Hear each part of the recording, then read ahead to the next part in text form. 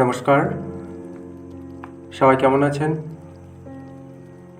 আজকে গীতা, বেদ এবং উপনিষদ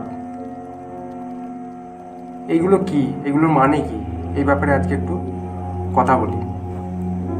তো এই যে বেদ, উপনিষদ এবং গীতা,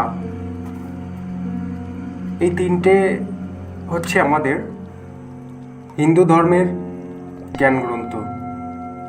আর এই তিনটে গ্রন্থই একই ভাব প্রকাশ করে। এই তিনটে গ্রন্থ কিন্তু কোনো আলাদা আলাদা ভাব প্রকাশ করে না। যেমন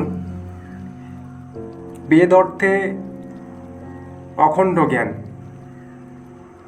এবং উপনিষদ অর্থে জ্ঞানের সাথে থাকা, এবং আমাদের যে গীতা, ভগবদ গীতা, গীতার অর্থে জ্ঞান কর্ম, অর্থাৎ বেদ অখণ্ড জ্ঞান, উপনিষদ জ্ঞানের সাথে বাস, এবং গীতা হচ্ছে সেই জ্ঞানের কর্ম করা। অর্থাৎ সব মিলিয়ে যেটা দাঁড়ায়, বেদ, উপনিষদ এবং গীতা, এই তিনটে জিনিসই একই জ্ঞানের ধারাবাহিকতা।